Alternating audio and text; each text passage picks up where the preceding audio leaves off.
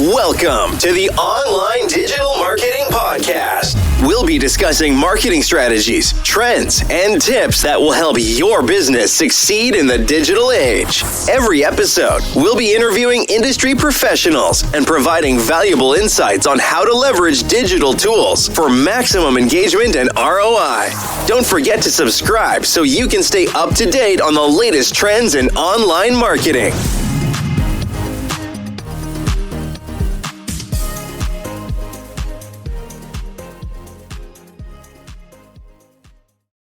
Welcome to the Deep Dive, where you give us a stack of sources and we pull out the essential insights for you.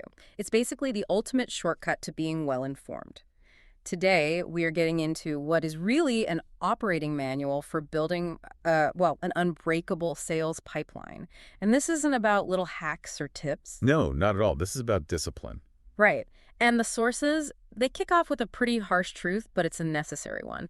They say the number one reason salespeople fail isn't that they can't close deals. It's the empty pipeline. It's the empty pipeline, and it's caused by one thing: chronic, inconsistent prospecting. It's just such an uncomfortable truth, isn't it? That prospecting is the literal lifeline of the whole profession.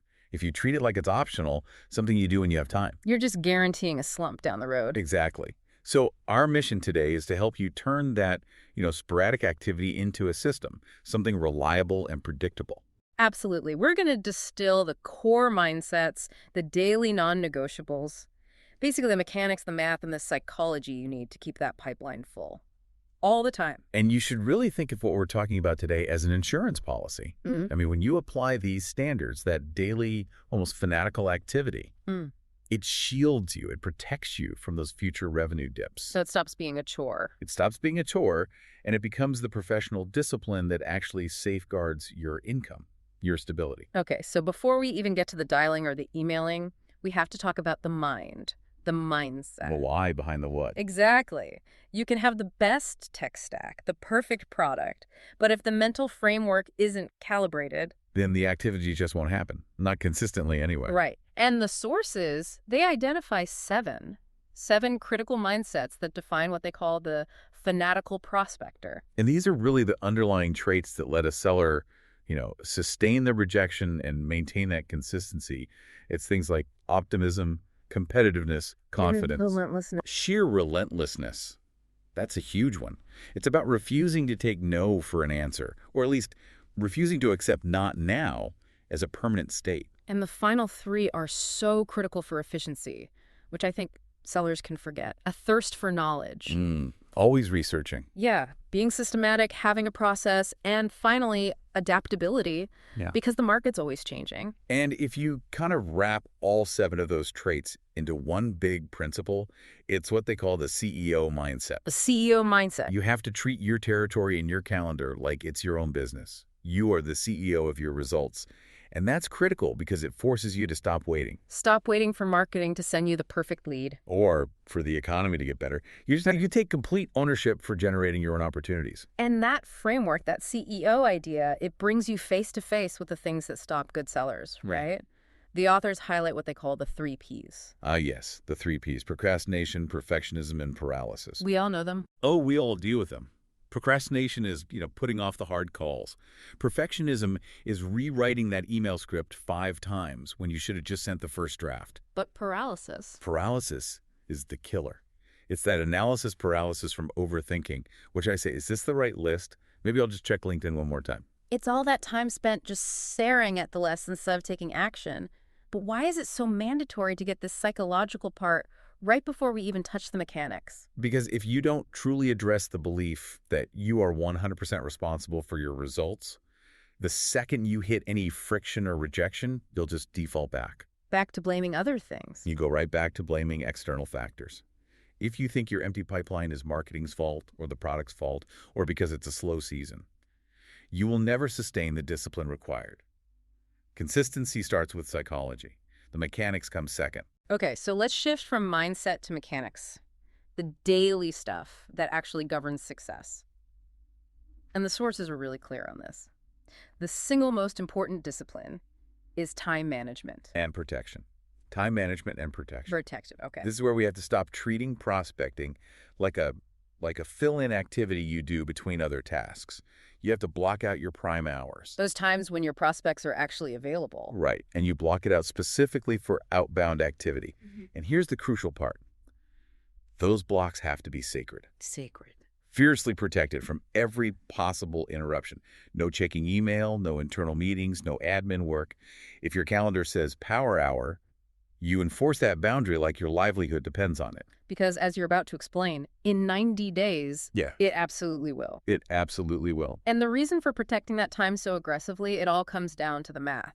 This explains that exhausting feast or famine cycle that so many sellers get trapped in. Exactly. We're talking about the pipeline math here, specifically something called the 30-day rule. The 30-day rule. The rule basically states that the revenue you get today is a direct result of the activity you did 30, 60, even 90 days ago. Ah, okay. So you close a huge deal today, you feel great, you stop prospecting for a week to catch up on paperwork. And you've just guaranteed yourself a huge, painful gap in your income 90 days from now. You've created a black hole for yourself in the next quarter. Yeah. Precisely. You are digging a hole that you're going to fall into. Wow. And you combine that 30-day rule with what's called the law of replacement.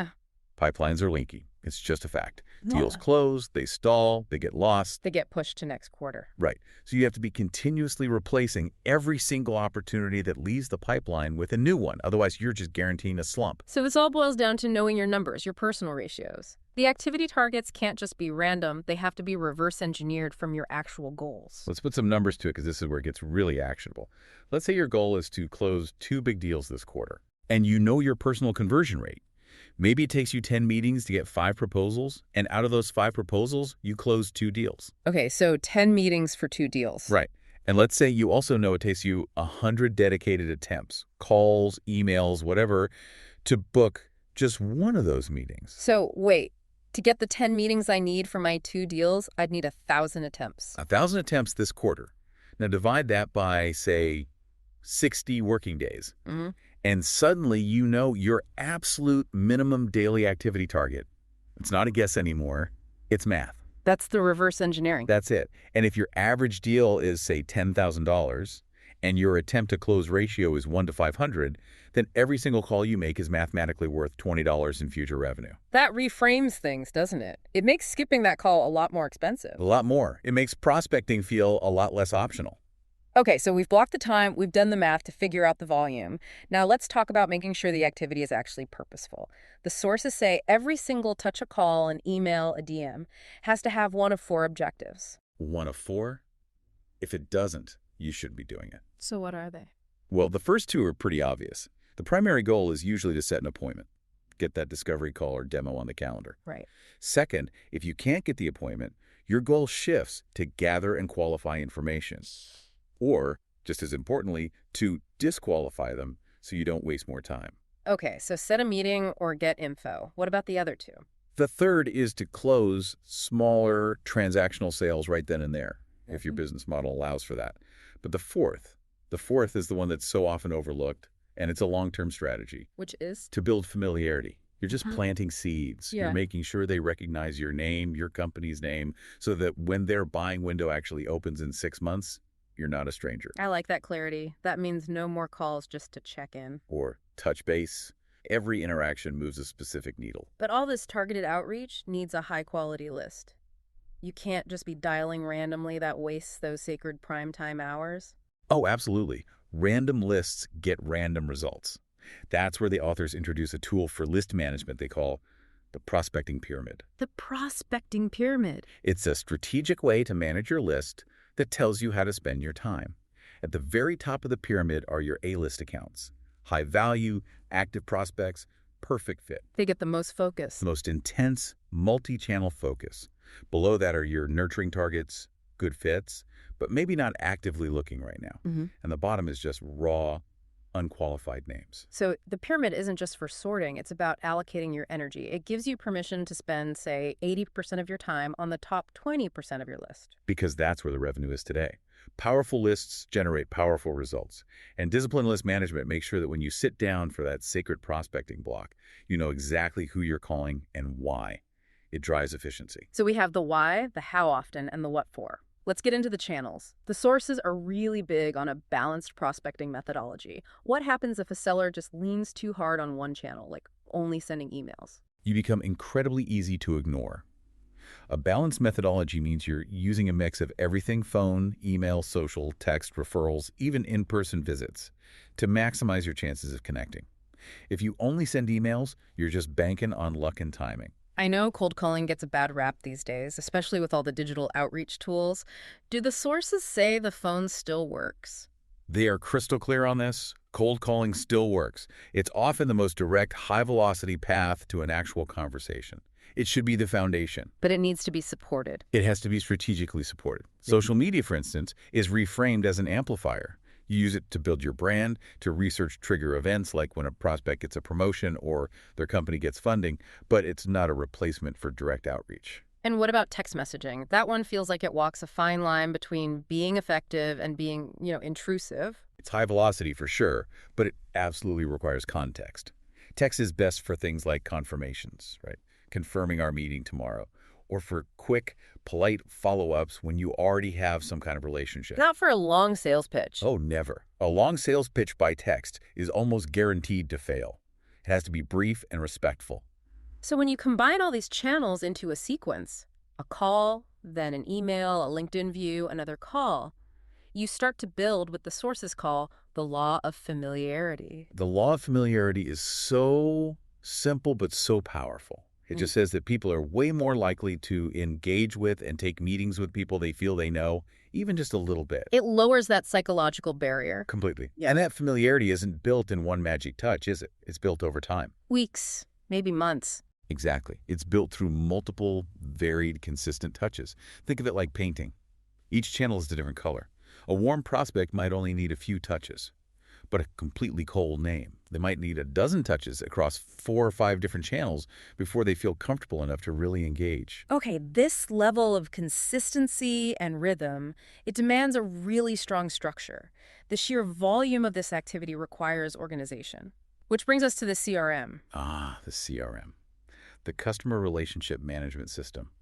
A lot of sellers see it as just a compliance tool for their manager. Just data entry. A huge mistake.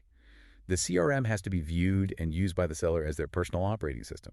It needs to be the single source of truth for everything, every contact, every piece of research, every activity logged. And the next step.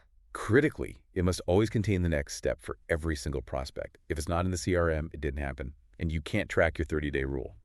Disciplined CRM use is what makes all of this possible. Let's connect this to the modern sales floor, though. A lot of these ideas are foundational. How relevant are they today? With AI tools, sales engagement platforms, and specialized roles like SDRs and AEs. They're incredibly relevant. The core thesis that disciplined, high-volume, value-driven prospecting is the engine that aligns perfectly with today's models. AI might help you draft a better email, sure, but the human discipline is the same.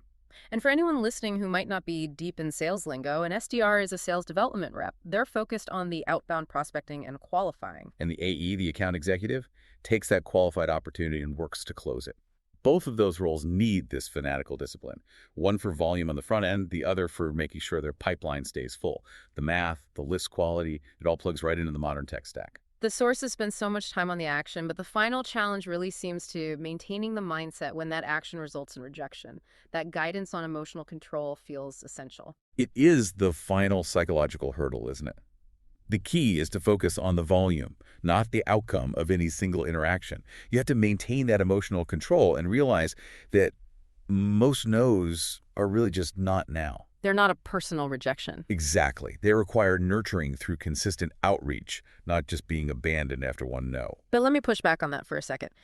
Is it really realistic to ask a salesperson to detach their self-worth from closing a deal when their entire paycheck is tied to that specific outcome? It's not really about detachment. It's about redirection. You redirect your focus to the activities you can control. The inputs, not the outputs. The inputs. You can control the quality of your list, the time you block, the number of touches you make, focusing your emotional energy on hitting your daily number, which, leads to revenue in 90 days, instead of obsessing over the one prospect who ghosted you today. That's the definition of professional maturity in sales. Volume and consistency will overcome almost any short-term emotional setback. And That really brings us to the end of this deep dive. We've laid out the roadmap for building that unbreakable pipeline. It seems to be this powerful three-part combo. First, you adopt the CEO mindset. Take total ownership of your results. Second, you fiercely protect those primetime blocks like they're sacred. And third, you execute a purposeful, multi-channel system that's all guided by the cold, hard math of your personal conversion rates. And this really isn't a theory book. It's a behavior book. The core message is that consistent, disciplined activity is the insurance policy you write for yourself against the future, when the market inevitably slows down. Which it always does. The fanatical prospector is the one who still has a pipeline full of opportunities that they've been nurturing for months. They're ready to go. So here's a final challenge for you to think about. If the real value of this whole system is just establishing a permanent daily rhythm, a non-negotiable standard, what is the one single idea? Maybe it's the 30-day rule, or just blocking and protecting one sacred hour of call time. What's the one thing you can implement today that will guarantee you generate a new viable opportunity 90 days from now, no matter what the market is doing? That single action, that's how you future-proof your business. Ready to take your online business to the next level? Subscribe to our digital marketing podcast and then join our Accountability for Success Mastermind. With expert advice from industry leaders, you'll gain knowledge and insights that will help you succeed in today's digital marketing world. From social media strategies to search engine optimization, we have all the tools you need. Learn from successful entrepreneurs and take control of your online success. Join the Accountability for Success Mastermind now at bit.ly/AFSM podcast.